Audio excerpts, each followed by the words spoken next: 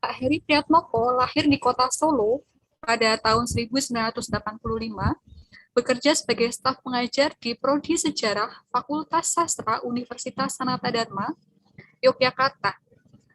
Menuntaskan pendidikan pascasarjana sejarah Ya. FIB UGM tahun 2013, hobi menekuni sejarah lokal mengantarkannya menjadi narasumber dan kolumnis Solo Tempo dulu di media massa nasional maupun lokal. Kerap diminta mendongeng ya dalam acara festival dan pemandu jelajah sejarah budaya di Kota Bengawan ya. Sering pula diminta sebagai instruktur dalam workshop jurnalistik berbasis arsip. Institusi tempatnya bekerja pernah mengganjar penghargaan sebagai dosen terproduktif ya, menulis di media massa ya, antara tahun 2016 hingga 2019. Tercatat sebagai founder Solo Society, komunitas kawula muda yang bergerak dalam bidang produksi, diseminasi, dan apresiasi sejarah budaya lokal di Solo. Aktif melakukan riset di bidang sejarah serta menghasilkan buku keplek ilat sejarah wisata kuliner Solo. Nah, sementara buku yang ditulis bersama tim diantaranya ada toponim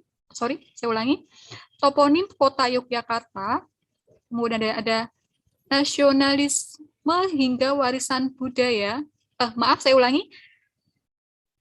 Kretek dari nasionalisme hingga warisan budaya. Kemudian selain merampungkan buku Satu Kampung Tiga Maestro di tahun yang sama, ternyata menyusun pustaka toponim berlatar rempah di Jepara dan Semarang. Untuk kepentingan, nah jadi nanti kalau misal ada yang masih ingin ditanyakan, ada email beliau, ada heripriatmoko@usd.ac.id. Nah langsung saja kepada Pak Heri Priatmoko untuk 20 menit ke depan dipersilahkan. Oke, selamat siang, matur nuwun. Selamat siang, Pak Heri. Ya, halo, tes, bisa ya? Terdengar? Ya, Oke, bisa, Pak. ya. Oke, terima kasih kepada panitia, terus kemudian Mas Ari dan Pak Batara Hutagalung. Di sini saya diberi panggung untuk bercerita mengenai apa yang bisa dimaknai dari kisah serangan umum 1 Maret. Di tahun kemarin saya juga diminta oleh pihak Benteng Vredenburg untuk berbicara mengenai kisah ini, dan saya mengangkat sosok dari Kolonel Bambang Sugeng. Nah, kebetulan tahun kemarin di dalam forum itu menghadirkan beberapa 2 anak dari Bambang Sugeng. Jadi saya kebetulan dapat masukan, terus dapat catatan, dan ini temuan-temuan ini saya tafsirkan ulang terus. Karena apa? Karena dalam cerita Bambang Sugeng itu sangat berperan penting, bukan hanya Pak Harto ataupun Ngarso Dalem gitu. Nah, ini saya judulnya mengulik kiprah Bambang Sugeng dalam serangan umum 1 Maret 1949 ya. Lanjut. Nah, ini serangan umum 1 Maret ini sejarahnya ini terus dimaknai atau diinterpretasi sampai sekarang gitu ya. Kemarin Ngarso Dalem atau Raja Kasultanan Jogja menggulirkan wacana bahwa serangan umum 1 Maret ini bisa dimaknai secara nasional gitu, bahkan dijadikan hari nasional lah. Nanti nggak tahu keputusannya ini hanya sekedar untuk upacara diperingati upacara lewat upacara atau hari libur gitu. Tapi yang pasti di sini bahwa peristiwa ini masih terus dihidup-hidupi dalam memori ataupun dalam aksi ya gitu. Aksinya bukan hanya seminar gitu, tapi juga terus diwacanakan terus gitu. Karena apa? Karena ini benar-benar panggung yang orang bisa saling berebut atau mencari legitimasi sejarah. Wah, peran leluhur saya seperti apa sih kan gitu. Wah, peran kota saya seperti apa gitu. Nah, ini dari ternyata serangan umum 1 Maret ini tidak langsung layu gitu ya, tidak langsung mandek itu dalam usianya yang sudah tua ini gitu. Nah, kemudian saya tuliskan juga di KR gitu bulan Desember. Karena apa? Karena publik harus mendapatkan asupan gitu ya. Asupan bukan hanya tulisan tapi biar mereka bisa memaknai juga. Karena apa? Karena ini bagian fase penting dalam sejarah Republik Indonesia. Jadi orang akhirnya ikut mereken ataupun ikut memaknai dari peristiwa serangan umum 1 Maret yang ada di Jogja. Lanjut. Nah, ini saya di sini menempatkan Bambang Sugeng pada fase awal. Ini penting ya, karena kebetulan saya di sini menggunakan pendekatan psikohistoris, bagaimana kematangan orang di medan perang itu ditentukan juga pada saat masa kecilnya atau berproses dalam sekolah itu ya. Kita selama ini kan sering diperdengarkan tentara pelajar. Nah, tentara pelajar ini dalam pendekatan psikologi belum ada kematangan itu. Ya saya tidak menafikan peran mereka, tapi ini dalam konteks psikologi tetap akan berpengaruh. Dalam hal apa? Dalam hal keputusan untuk berperang, bertaktik, ataupun kecerdasan melawan musuh. Gitu. Nah, Bambang Sugeng di sini saya berikan alurnya ya. Dia lahir di dalam ekologi Magelang. Kita tahu Magelang itu dalam periode kolonial adalah kota militer. Masih banyak dijumpai di sana, bahkan sekolah militer pun ada di sana sampai sekarang gitu kan. Itu terus beliau sekolah di HIS. HIS itu seperti sekolah rakyat lah gitu. Yang foto yang paling bawah itu jejak sekolahnya gitu, Pak Mogdan. Kemudian Mulo ini level SMP. Nah, saya kurang informasi mengenai kenapa beliau sampai budal ke Purwokerto, itu apakah ikut orang tuanya atau pilihan-pilihan keputusannya seperti apa, saya belum mendapatkan informasi kenapa dia harus ke Purwokerto gitu. Kemudian AMSA itu ada AMSB. Nah, AMSB itu berkaitan dengan masalah ilmu pasti ya, IPA segala macam. Nah, kalau AMSA ini di Yogyakarta itu berkaitan dengan sastra barat. AMSA 1 itu di Solo itu berkaitan dengan sastra timur yang diajarkan nanti prasasti, Sanskerta, ya bahasa kebudayaan timur lah gitu. Nah, si Bambang Sugeng di sini menemukan momentumnya itu. Nanti ini sangat menjadi modal besar ketika beliau menjadi duta, kemudian pilihan-pilihan politik, pilihan keputusannya harus perang untuk mengguncang dunia. Ini cakrawalnya terbentuknya di sini. Nah, itu ya, di AMSA itu ajarannya tentang misalkan bahasa Perancis, bahasa Jerman, bahasa Belanda jelas. Kalau di Mulo itu aja sudah diajari, apalagi di AMS gitu. Nah, jadi bukan hanya masuk AMS ini bukan hanya orang pinter saja, tapi juga bagian dari orang yang benar-benar tekun gitu. Nah, terus setelah lulus larilah ke Jakarta, RHS itu sekolah tinggi hukum lah gitu. Tapi beliau nggak selesai karena masalah biaya.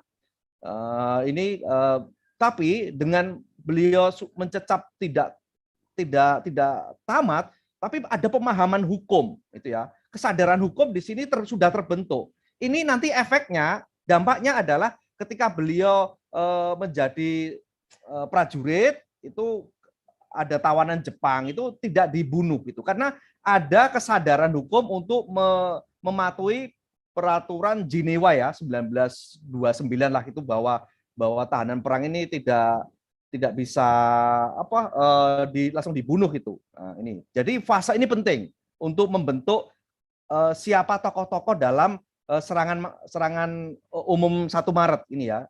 Tuh, lanjut. Nah, karir awal. Nah, beliau setelah keluar dari RAS menjadi juru tulis, kerani rendahan, klerek gitu. Tapi sebenarnya lulusan Mulu aja sih bisa gitu, padahal dia lulusan SMA gitu, jadi lebih ampuh untuk masuk dalam sebagai juru tulis Kadipaten di Temanggung itu. Kemudian Jepang masuk, beliau masuk di peta gitu, karena ini berkaitan masalah ekonomi gitu ya. Ekonomi yang harus keluarga yang harus diopeni gitu, mau nggak mau pilihan-pilihan ini bisa harus diambil gitu. Nah, masuk peta, dia masuk dalam wilayah calon pimpinan batalion, Sendus, Desunco apa istilahnya saya lupa gitu ya. Nah, kemudian akhirnya menjadi komandan resimen itu BKR, sebelum TKR kan BKR. Nah, yang beliau menjadi tokoh yang sebagai pengibar bendera merah putih ketika proklamasi kemerdekaan didengungkan, kan banyak daerah akhirnya yang ikut, ada yang terlambat beberapa hari juga ada lah. Ini di Temanggung juga di kabar itu sampai ke telinga Bambang Sugeng. Itu akhirnya bendera merah putih sebagai simbol bangsa Indonesia itu di negara bangsa Indonesia dikibarkan. Nah, yang terakhir adalah Gubernur Militer 3. Ini beliau membawai seperti yang disampaikan Pak Batarut Tagalung, beliau membawai Kedu, Banyumas dan Jogja gitu ya. Nah, ini jadi beliau bosnya Pak Harto ini. Nah, ini sangat jelas sekali tapak sejarahnya karir dari Bambang Sugeng, tidak langsung ujuk-ujuk tadi gitu, enggak. Nah, jadi secara intelektual sudah terbaca, kemudian secara karir militer sudah sangat jelas gitu. Nah, track recordnya ini. Lanjut. Nah, ini analisa teks. Banyak sekali, bukan banyak ya, ada beberapa peneliti yang sekedar menelan arsip gitu. Nah, oh ceritanya Gurkoyong ini selesai gitu. Nah, saya kadang membimbing mahasiswa juga gitu, teman-teman mahasiswa, wah saya menemukan data ini Pak, hanya selesai menulis kisahnya, tapi tidak berusaha membongkar wacana di balik teks itu. Kata-kata itu kan punya makna, kata-kata itu kan ada rasa ya, itu kemudian memantulkan semangat penulisnya ataupun jiwa zamannya gitu. Nah ini kita bisa melihat ini potongan-potongan kata-kata yang penting yang saya copotkan dalam teks itu. Nah ini perlawanan serentak, sudah serentak, jadi tidak lagi parsial, tidak lagi saling pukul lari itu, tapi berusaha untuk serentak, kolektif. Ini menunjukkan bahwa Bambang Sugeng berupaya untuk mengharapkan rakyat Indonesia bersama militer untuk menggempur bersama gitu. Nah, perlawanan serentak dan sehebat-hebatnya. Nah, ini menurut saya berpengaruh, tapi perlu diperdalami sih. Kata-kata ini hadir, tentu sudah dibaca oleh Bambang Sugeng. Ini hadir memang bukan hanya teks yang mati gitu ya, bukan hanya slogan-slogan yang seperti era revolusi, kan banyak ilustrasi atau gambar-gambar ditulis di tembok itu merdeka atau mati kan gitu. Lah, ini ternyata juga hadir dalam teks-teks sejaman itu, teks pemberitaan ataupun instruksi ini. Lah, sehebat-hebatnya berarti tidak lagi perang kalem, tidak lagi perang yang lembek. Nah, kemudian pemberontakan. Nah, memberontak di sini pemberontaknya adalah Indonesia, tentaranya gitu. Nah, kenapa? Ya memang harus memberontak gitu karena selama puluhan tahun ataupun seabad lebih masyarakat Indonesia ditekan terus oleh kolonialisme gitu. Makanya perlu memberontak. Terus ada lagi kata kekuasaan Belanda. Jadi di sini Bambang Sugeng mengakui memang ada kekuasaan Belanda itu yang coba hadir lagi, mengusik. Nah, yang nomor 5 adalah menarik perhatian dunia luar. Ini lagi-lagi kecerdasan dari Bambang Sugeng yang bisa dilihat dari teks ini bahwa perlu ada gebrakan. Ini ada akar, tentu saja ada unsur sejarahnya ketika dia sekolah di AMS, di RHS gitu. Nah, bahwa dunia luar itu penting untuk dikabari lewat perang ini. Nah, terus ada lagi nomor 6, menjatuhkan kebohongan keterangan Belanda. Akhirnya apa? Bahwa saat itu sudah ada hoax, sudah ada hoax, kabar bohong bahwa Belanda menyuarakan bahwa tentara Indonesia ini sudah hancur, negara Indonesia sudah hancur, itu ya. Nah, ini akhirnya hoax itu mempengaruhi juga. Kenapa? Karena ada beberapa catatan, misalkan dalam saya pernah wawancara dengan Pak Suharso, itu beliau TP itu juga mengatakan bahwa rakyat saat itu termakan juga dengan berita bohong ini, akhirnya melempem. Dalam perang semesta itu rakyatnya juga melempem karena apa? Wah, ini tokoh-tokohnya sudah ditawan oleh Belanda itu. Wah, sudah tidak punya lagi kekuatan nih gitu. Jadi sudah pesimis. Nah, ini Bambang Sugeng melakukan gerakan itu, melakukan menangkis antitesis dari hoax apa yang sudah dikabarkan bohong oleh Belanda. Terus ini nomor 7, 17 Januari 1949, instruksi bahwa 17 Januari harus memukul mundur atau melakukan perlawanan yang besar-besaran. Nomor 8 di daerah Paduka masing-masing. Nah, ini ya, jadi ada Welkresan itu Pak Harto, di Welkres 10 itu ada 3 Welkres bila tidak salah yang dibawahi oleh Kolonel Bambang Sugeng ini. Jadi berusaha untuk menginstruksikan perang yang sebesar-besarnya ini. Terus dikeluarkan 1 Januari 1949. Jadi ada jarak antara 16 hari, 15 hari perintah dengan eksekusi kan gitu. Nah, lanjut, monggo. Nah, ini eksplanasi dan koreksi gitu. Nah, karena saya terbiasa dalam penelitian sejarah ya, bukan hanya mandek dalam heuristik, oh menemukan data selesai gitu enggak, tapi ada koreksi juga gitu. Nah, ini eksplanasinya adalah ibu kota Jogja menjadi medan Kurukshetra gitu. Jadi ada semangat perang Bratayuda, kebenaran melawan kejahatan. Nah, terus kemudian kebaikan harus melawan kemungkaran kan gitu. Nah, ini Jogja memang dipilih karena bagian dari ibu kota yang sebagai jantungnya perlawanan harus ada di Jogja gitu. Nah, Jogja harus direbut dengan senjata. Bambang Sugeng nggak mau karena sudah berpikir saat itu kalau ini diberikan oleh Belanda secuma-cuma itu nanti interpretasinya adalah kado gitu ya. Seperti oh ini ya udah kalah dalam perjanjian kayak gitu. Jadi cara berpikir Bambang Sugeng itu sudah visioner itu ya. Ini jadi sudah disiasati gitu. Terus menangkis hoax pasukan Belanda tadi seperti yang sudah saya kemukakan di awal. Terus unjuk gigi pada dunia internasional. Mengapa? Karena beberapa jurnalis asing ada di hotel di Jogja. Ini mereka membutuhkan berita itu dan akan mengabarkan pada dunia luas, dunia internasional di PBB seperti yang dikemukakan Pak Batara tadi ya. Ini terus merampok perhatian jurnalis itu. Yang lebih utama juga adalah penguatan kepercayaan rakyat. Rakyat yang semula melempem, sudah pesimis gitu, akhirnya biar percaya gitu. Wah, ini ada kekuatan lagi nih. Ini ada gempuran dari militer Indonesia itu. Lalu meledakkan nyali TNI. Nah, ini jadi kita tahu bahwa prajurit Indonesia, tentara Indonesia kan secara prasarana ya, sarana perang itu sangat kalah dibandingkan dengan tentara Belanda gitu. Nah, ini perlu diledakkan nyalinya lagi gitu. Nah, di sini ada koreksi. Teks ini muncul saya dapatnya di buku Dinas Sejarah Angkatan Darat. Bayangkan, buku yang diterbitkan oleh Angkatan Darat yang dulu pernah dikepalai oleh Bambang Sugeng. Ini menghadirkan yang salah gitu ya. Nah, ini jadi ada buku ini saya kritik itu dan itu tadi PowerPoint tadi yang munculkan itu. Lah ini lanjut yang koreksi. Nah, ini itu ada yang salah itu 25 11 1949. Loh, ini kan anakronis. Itu dalam penelitian sejarah ada istilah anakronis itu. Anakronis, jadi salah waktu gitu ya. Harusnya kan 25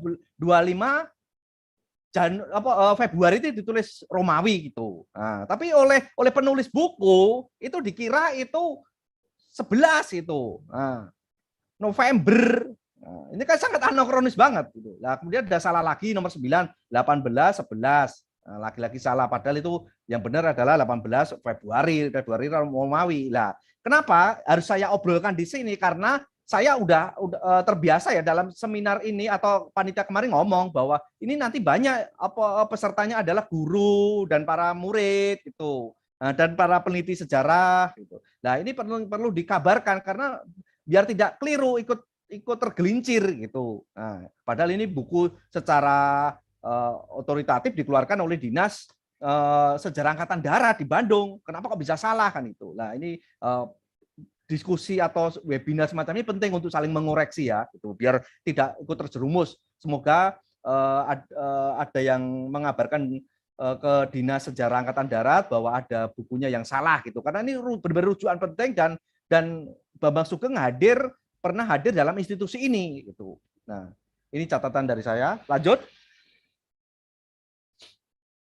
Nah, resiko yang dipikul oleh pejuang cerdas, saya namakan pejuang cerdas ya karena secara intelektual dia mumpuni, pinter itu. Jadi bukan hanya sekedar otot, sekedar waton wani, bukan hanya dibakar jiwa patriotisme gitu. Nah, ini ada resiko-resiko yang harus ditanggung oleh Bambang Sugeng gitu. Nah, ada pertama adalah mami, tentara peta masuk kota menyerang pagi-pagi.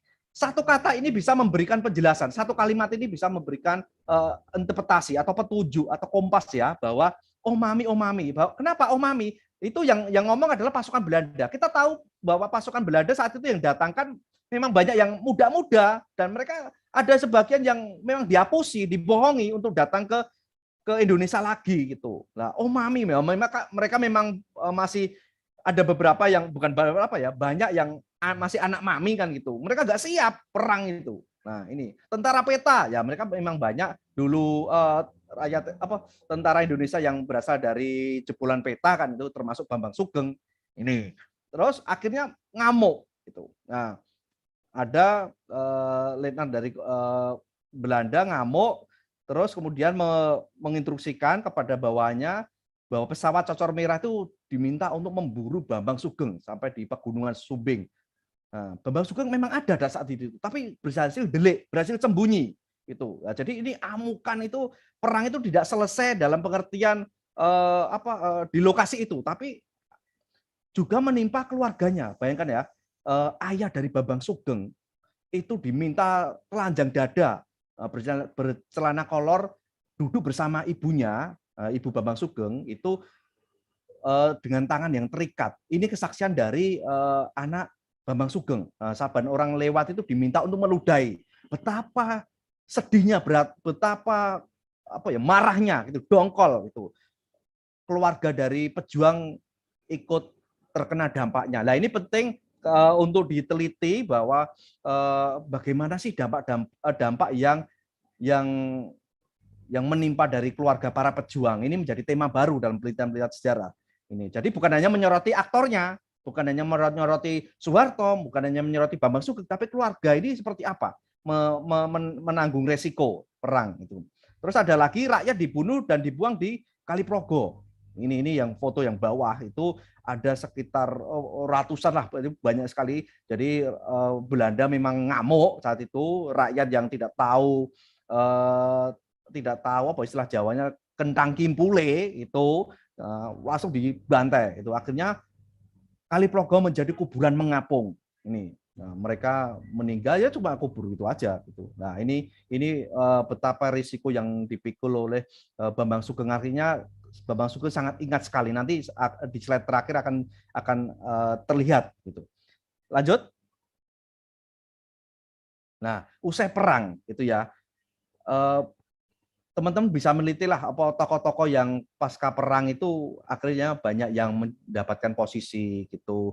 Ada yang bawa bahasa kekinian dicuankan gitu ya, berkesempatan. Wah, saya ikut adil dulu. Nah, ini akhirnya mendapat kesempatan dalam posisi yang strategis. Itu banyak banget. Itu nanti akan berkaitan dengan politik ekonomi gitu. Dalam biografi pengusaha tempo dulu itu akan kelihatan. Oh, ini jaringannya ini. Oh, jaringannya seperti ini, itu akan kelihatan. Ini bisa menjadi penelitian baru gitu. Nah, usai perang, apa yang dilakukan Bambang Sugeng gitu? Nganglang jagat. Nah, beliau menjadi diplomat. Nah, ini lagi-lagi sejarah intelektual tokoh-tokoh ini penting dibuka.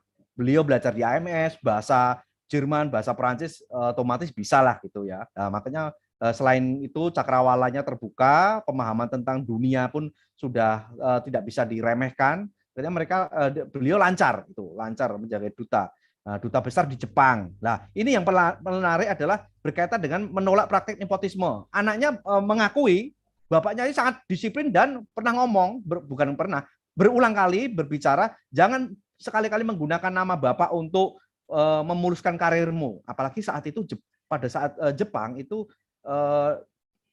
setelah pasca kemerdekaan ya, itu kan muncul ada beasiswa pampasan Jepang. Jadi orang-orang Indonesia, mahasiswa Indonesia dibiayai itu. Jepang merasa bersalah nah ini oleh Bambang Sugeng, anaknya ingin sekolah itu, ingin mengambil beasiswa itu, tidak boleh gitu. Beasiswa ya harus cari beasiswa pribadi gitu, beasiswa sendirilah gitu. Nah, tidak lewat jalur itu. Nah, ini betapa bersihnya tokoh Bambang Sugeng. Jadi apa maknanya bahwa Bambang Sugeng tidak selesai sebagai keteladanan, sebagai jiwa patriotisme, tapi sebagai tokoh bangsa juga bisa kita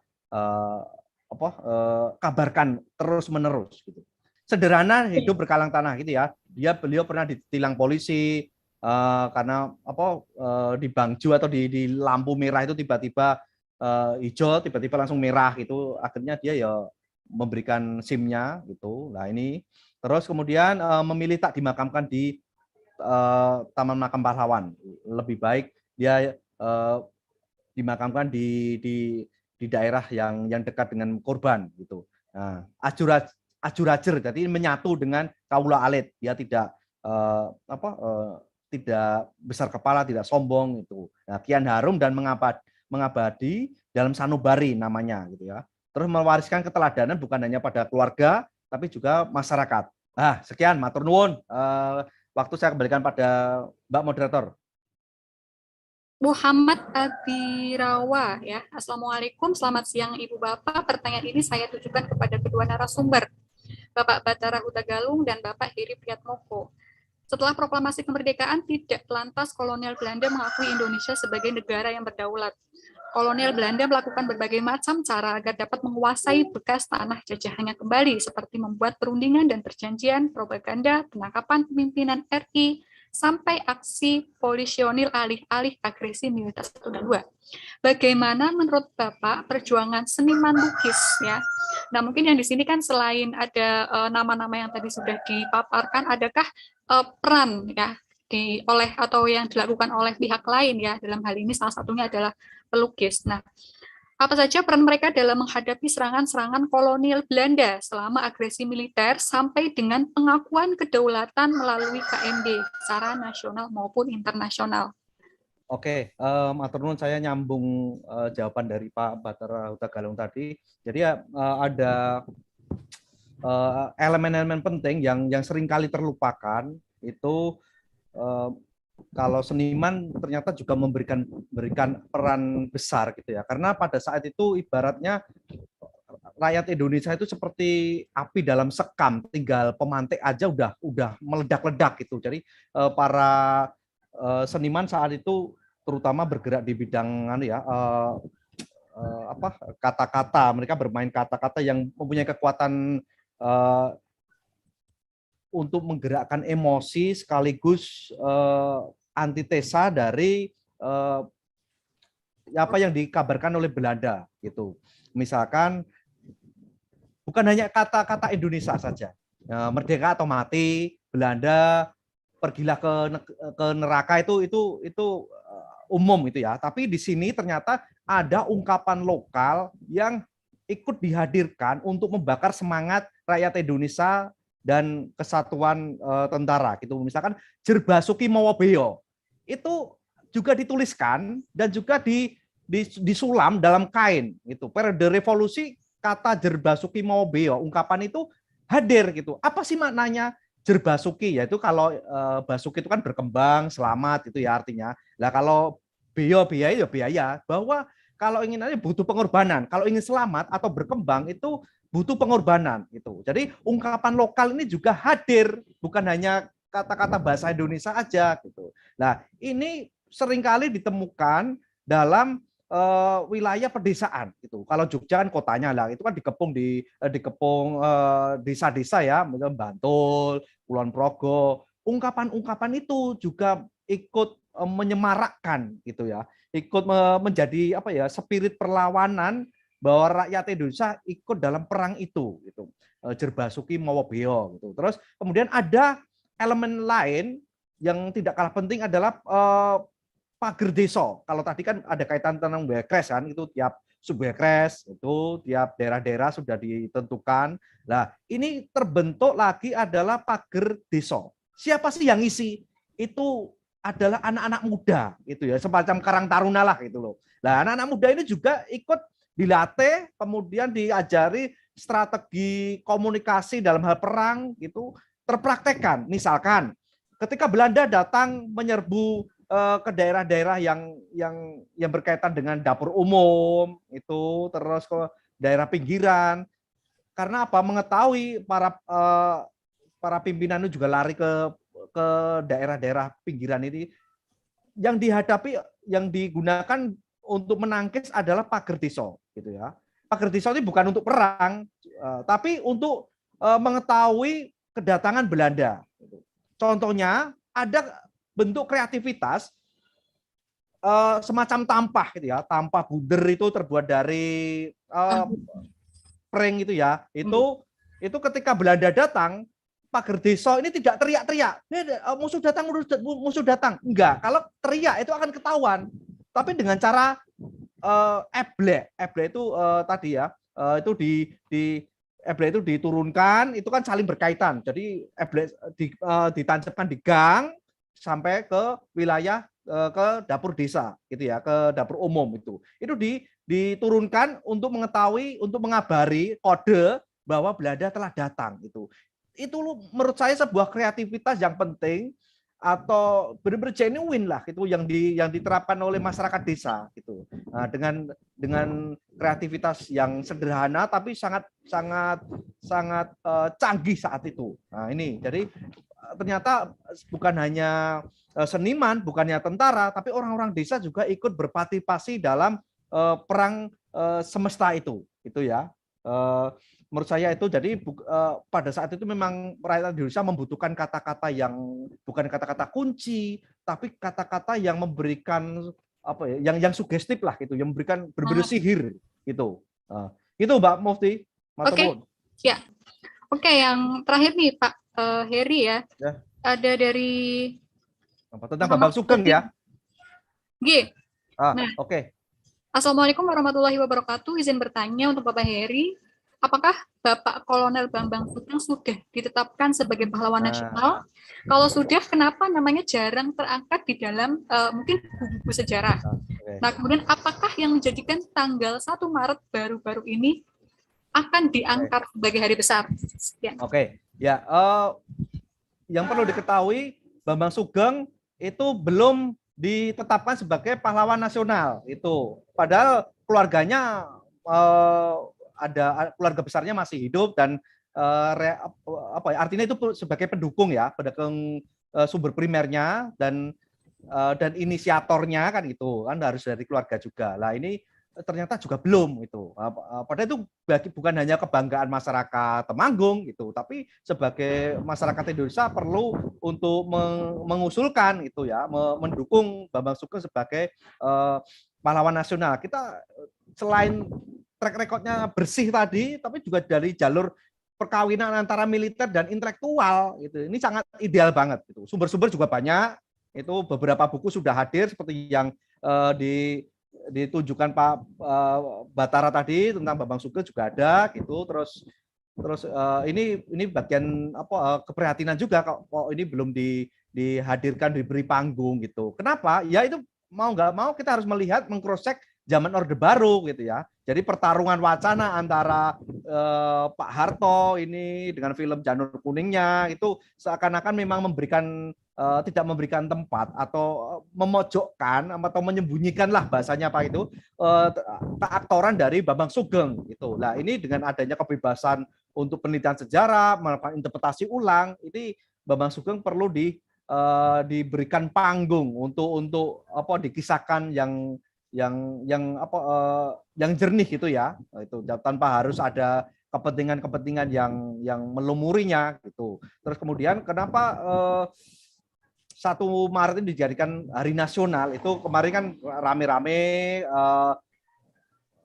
HB10 itu melakukan diskusi, bahkan melibatkan beberapa kementerian komunikasi, kementerian beberapa itu didukung oleh teman-teman sejarawan di Jogja untuk memberikan peringatan hari 1 Maret sebagai hari nasional ya karena ini bukan hanya masalah kepentingan Jogja sih gitu yang punya dana besar gitu, dana istimewa ataupun kepentingan bahwa pernah menjadi ibu kota, tapi ini kita bisa memberikan pemanaan memang fase serangan umum 1 Maret ini yang tidak bisa dilepaskan juga terkait masalah Jogja, kemudian dengan HB9 gitu, dan nanti endingnya adalah entah hanya sekedar dikasih upacara ataupun setiap 1 Maret hari libur itu tinggal nanti pemanannya seperti apa gitu. Jadi ini menjadi fase penting juga. Karena apa? Karena disitulah benar-benar seperti yang diobrolkan Pak Batara tadi, perang yang melibatkan